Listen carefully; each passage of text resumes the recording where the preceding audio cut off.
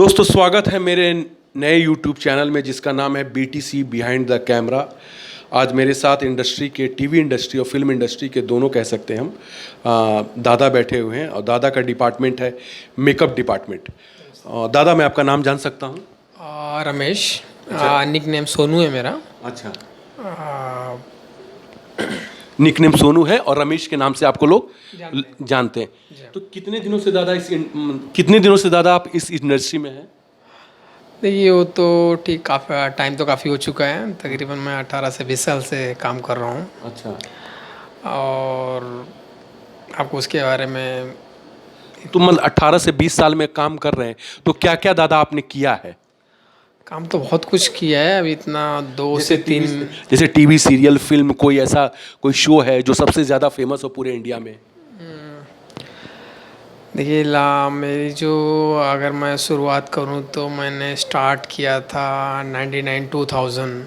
I mean कहीं किसी रोज़ star plus का शो था। अच्छा। उसमें मैंने स्टार्ट किया था, तो वहाँ से मेरी स्टार्ट हुई थी इंडस्ट्री में। और उसके बाद मैंने हीना भी कुछ टाइम किया था। हीना शो भी सोनी का काफ़ी पॉपुलर था।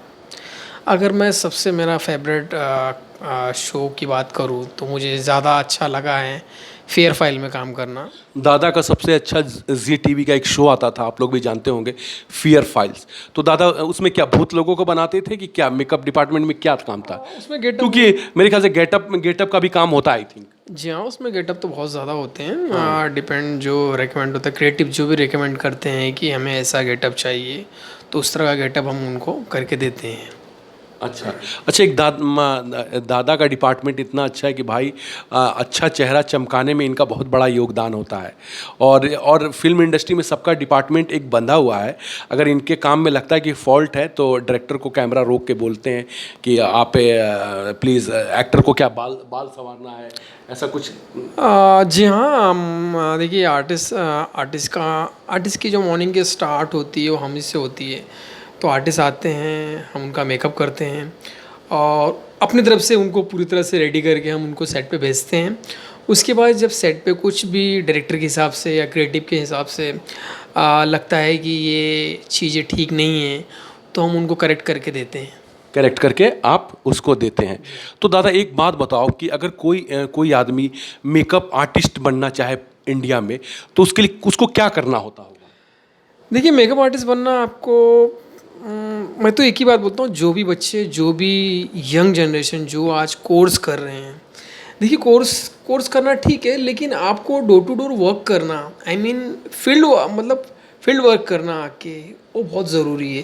क्योंकि आप कोर्स करते हो तो कोर्स में आपको बेसिक चीज़ें यही बताएंगे कि फाउंडेशन क्या है, लिपस्टिक क्या है, शैडो कैसे लगाना है। बट अभी जैसे कि कुछ ऐसे लोग मिलते हैं कि मैंने कोर्स कर लिया है बट मुझे नॉलेज नहीं है कि कैमरे के लिए क्या मेकअप करना है। अभी एचडी है कि मतलब अभी सीरियल लेवल पे अलग, जैसे मेरी स्किन पे कौन सा शूट करता है? क्योंकि मैंने देखा है बहुत सारे मेकअप दादा 32 33 ऐसा कुछ लगाते हैं, ऐसा कुछ सिस्टम होता है क्या? जी हाँ, नंबर होता है, बहुत ज़रूर होता है। जैसे कि जो आपने जिक्र किया 32 33, तो जैसे क्रैलोन के शेड्स आते हैं। अभी जैसे कि मैंने आपको डर्मा का D5 यूज़ किया है, तो वो आपके स्किन के और जो भी शेड्स होते हैं, अभी जैसे कि अभी दुनिया में कई किस्म के लोग होते हैं, कई तरह के उनके स्किन टोन्स होते हैं। तो कंपनियां ज़रूरी नहीं है कि सारे लोग का स्किन टोन बना के आपको दे दें और आप उसको एक बार फेस पे लगाएं और इमीडिएटली रिजल्ट आए।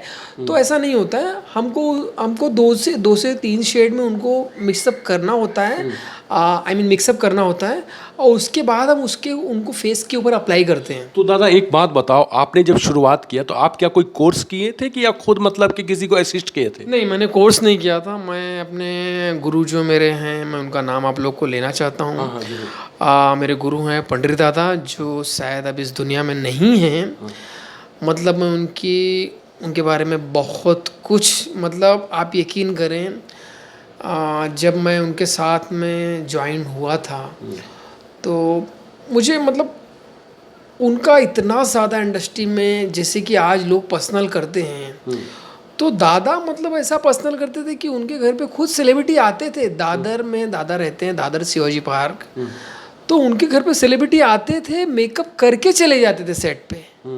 तो वो उस टाइप का पसंद, मतलब उनके घर पर आते थे सेलिब्रिटी और मेकअप करके खुद परफॉर्म करने के लिए चले जाते थे। मैं आपको एक वाक्य बताऊं, दादा हमको खुद बता रहे थे कि जैसे कि दादा बताया, दिलीप साहब का एक वाक्य बताता हूँ आपको। हाँ। कि क्रांति फिल्म की बात है, दादा क्रांति फिल्म मनोज साहब की।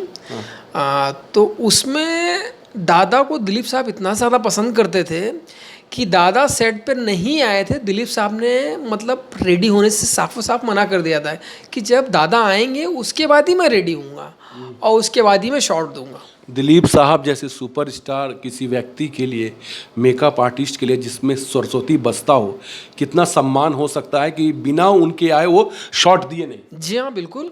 और बच्चन साहब को जब उन्होंने एक फिल्म में, साथ हिंदुस्तानी शायद फिल्म थी, ये भी दादा ने खुद ही हम लोग से इसके बारे में जिक्र किया था। बच्चन साहब को उन्होंने एक दिन दाढ़ी लगाई थी और शायद उनसे मजाक मजाक में उन्होंने बोल दिया था कि अभी तू 1-2 दिन दाढ़ी मत निकालना, कि मैं 1-2 दिन नहीं हूँ, निकालेगा तो फिर दाढ़ी लगेगी नहीं।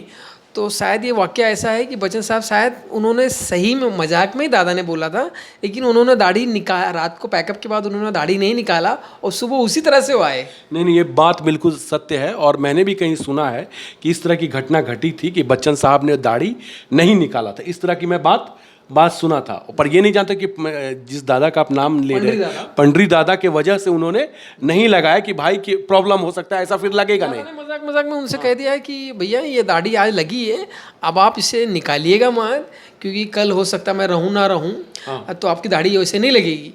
तो दादा ने शायद मजाकिया तो उनका बोलना था, बट बच्चन साहब ने सेकेंड डे मतलब रात को पैकअप के बाद गए और मॉर्निंग में उसी दाढ़ी के साथ में आ गए सेट पे। वाह, देखो यार, यही होता है महान अभिनेता, कितना रिस्पेक्ट है। और दादा एक बात मुझे बताओ, ये पर्सनल है क्या? आजकल मैं सुनता हूँ कि मेरा पर्सनल है या इसका पर्सनल है, ये पर्सनल है क्या? देखिए, मैं एक बात आपसे कहना चाहता हूँ कि पर्सनल, अभी मैं अपनी बात करूँ तो मैंने पर्सनल नहीं किया किसी का। अच्छा। और क्योंकि पर्सनल, अभी जैसे कि मैं अपना ओपिनियन दूं तो मुझे पर्सनल करना मतलब बिल्कुल भी नहीं, मतलब बंध जाता है। हाँ, अभी जैसे कि आपके एक्टर हैं, अब जैसे कि शाहरुख साहब के पर्सनल हैं, रवि दादा थे पहले, रवि दादा अभी ऑफ हो गए हैं, अभी उनका बेटा करता है। अक्षय साहब के जो पर्सनल थे, वो भी एक आयुर्वेदिक डॉक्टर थे। अच्छा। तो भी उनके साथ में हैं।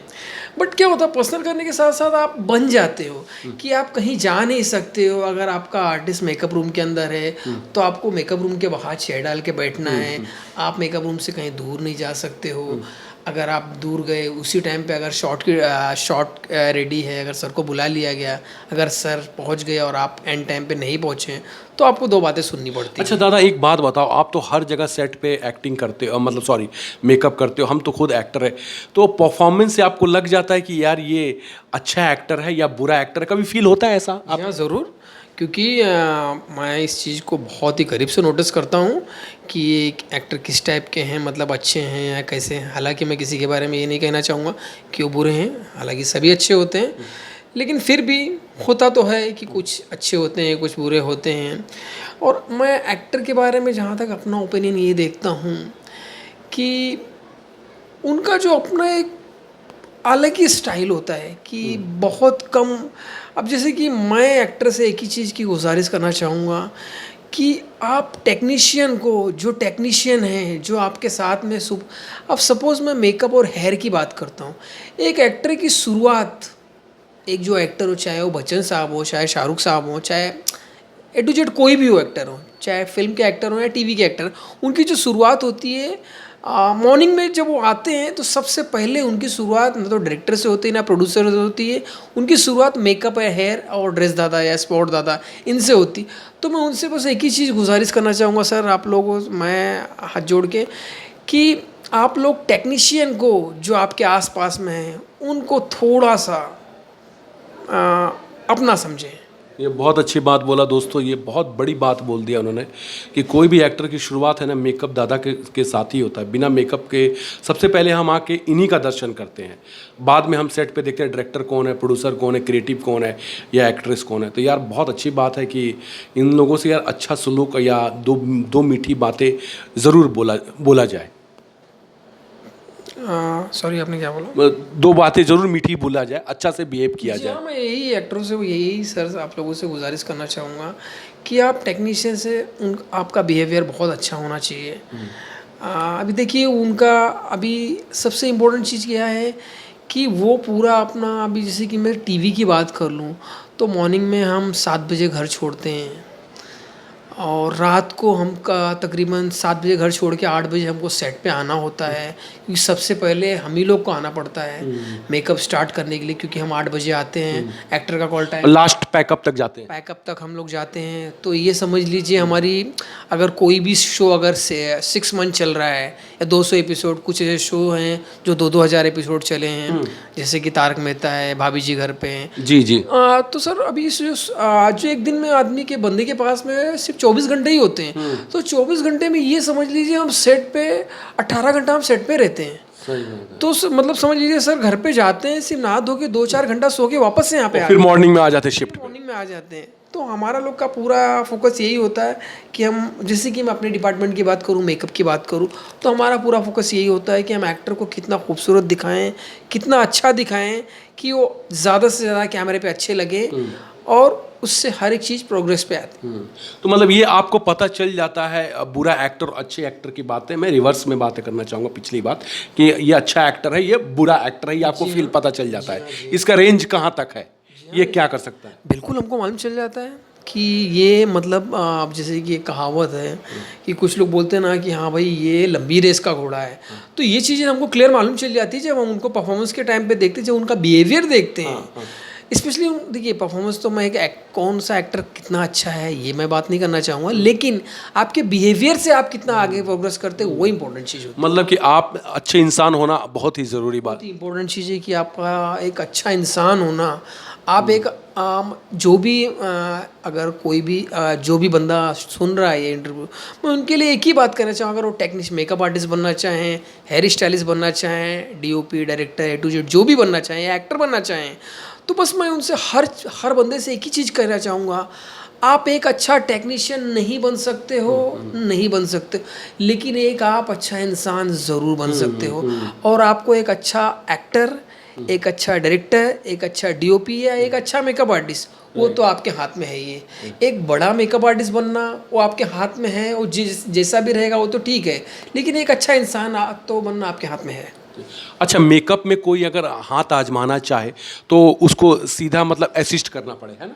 हाँ हाँ बिल्कुल, अगर आपको मेकअप में किसी भी बंदे को अगर करना है तो असिस्ट में ही आपको करना पड़ेगा। कोर्स करके आपको मतलब वो उपलब्धि हासिल नहीं होगी जो आप चाहते हो, क्योंकि कोर्स में आपको बेसिक चीज़ ही बताएंगे, ये फाउंडेशन है, लिपस्टिक है और समथिंग जो भी ये प्रोडक्ट है ये ऐसा है, ये ग्लॉसी होगा, ये ड्राई मेकअप होगा, ड्राई स्किन पे ये यूज़ करना है, ऑयली स्किन पे ये यूज़ करना है। थैंक यू सो मच दादा, लव यू दादा, आपने इतनी अच्छी बातें बताई।